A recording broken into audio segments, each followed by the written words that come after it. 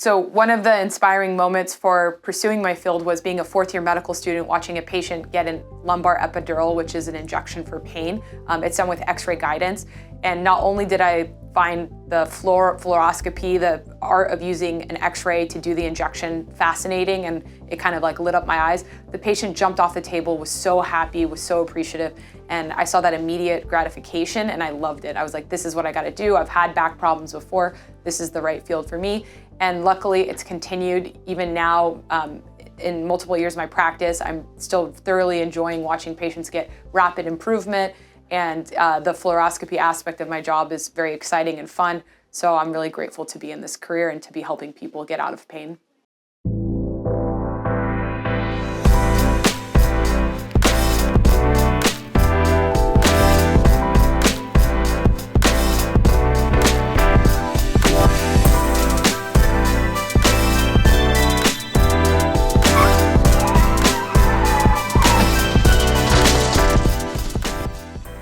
Hi, my name is Dr. Roya Mohammani, and today I'll be talking to you about EMG nerve conduction studies. Patients often ask me about what the test entails and why they're getting the test done in the first place. And I like to always say that an EMG nerve conduction study is an opportunity to get objective information about your ailment. It provides subjective and objective data for the provider, specifically more objective, and that can help come up with the diagnosis. The reason for getting an EMG nerve conduction study is to figure out exactly where your pain is coming from. You can't treat a condition well if you don't know what the cause is. And oftentimes when we get MRI imaging, which is the most common place that people will come in, and they'll have an MRI that shows a certain injury, specifically we're speaking more with the spine, they'll say, oh, I have this huge disc herniation.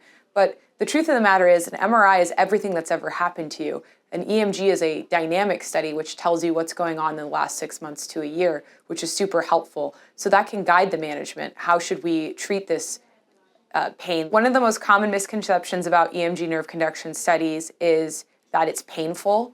I've done the test on myself, and what I'll say is, as being the patient, administering as the doctor to the patient myself, it is painful, but if the doctor knows what they're looking for, it's actually a very tolerable test. That's why here at CoSpine Sports Medicine, I actually always bring in the patient for a consultation to review exactly what the symptomatology is so that I can tailor the test so that we're not testing extra muscles that aren't necessary, we aren't testing extra nerve. The nice thing about an EMG NCS is that it tells us if the injury is coming from a nerve, and specifically where along the course. A nerve can be injured where it exits the spine. It could be injured traveling through different areas, including through joints and soft tissue.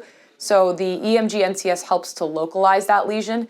And sometimes, actually, it's not the nerve at all, which is what the EMG NCS is most helpful in distinguishing. If it's a very small nerve or it's not a big nerve, then maybe those nerve blocks and epidural procedures aren't going to help as much as doing some physical therapy or perhaps doing some soft tissue injections for the pain.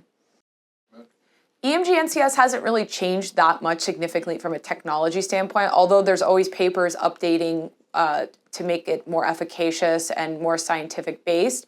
The technology itself has been pretty much the same for many years now, but the nice thing is that it provides objective data and it's very, very helpful with figuring out what's going on.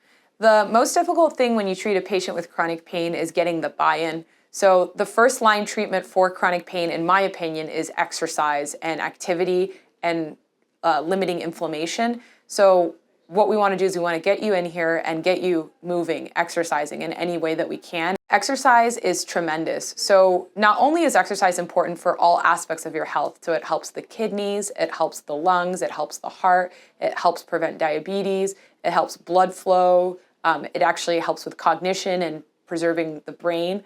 Exercise is incredibly important in pain because, again, as I mentioned, increasing blood flow to the body, but also there's central effects, both at the peripheral and at the level of the spinal cord. I usually recommend most patients with chronic pain or acute pain that they avoid high impact exercises and focus on low impact. But that's what we like to bring you in, get you, evaluated, figure out what's going on and see what's safe and good for you to do. And then also we often will recommend a consultation with a physical therapist because they can work hand in hand with us to assist us in getting you up and moving again in a safe and efficacious way.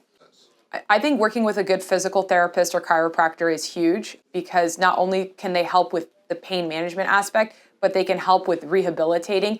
We are only, I'm only privileged a short amount of time, whereas a physical therapist will work with a patient many times, many sessions. Living with chronic pain is very difficult, and oftentimes as a patient, you might feel like there aren't that many options or you've tried everything. But I think that the truth of the matter is to keep looking and looking for options that can help you overcome the condition, getting many different opinions.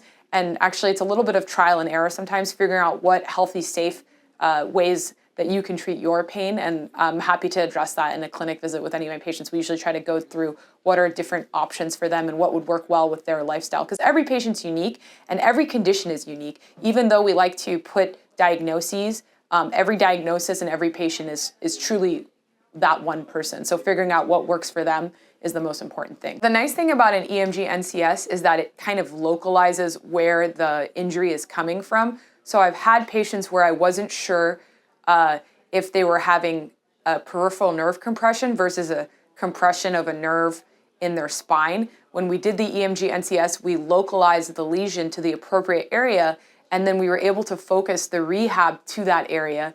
And then when they underwent an injection, the rate of success with an injection when you do an EMG NCS, so you know objectively where the pain is coming from, is greater than 90%. So it was a slam dunk. Patients saw improvement with therapy, with injections, and did really well. So it really helps tailor it and basically laser focus on what's going on. An EMG NCS is super helpful when it's recommended by a physician. There's always a question and we're trying to answer the question. I think that if it's something you're curious about, certainly ask your primary care doctor or pain doctor, your rehab physician, see if that makes sense for what's going on. EMGs are used for peripheral nerve compression, neuropathy, lumbosacral radiculopathy, spinal stenosis. All of these diagnoses are a great consideration for an EMG NCS. This is something I say to a lot of my patients, is the decisions that we're making in our 20s, 30s, 40s, 50s affect our conditions in our 60s, 70s, and 80s. And even my patients in their 80s, 90s, and I think 90s probably as old as I usually see. All the decisions that we're making on a day-to-day basis predict our health moving forward, especially from a chronic pain perspective. So being judicious and exercising, stretching, watching what we're putting into our body really makes a big difference, and I hope to impart that knowledge and wisdom onto my patients.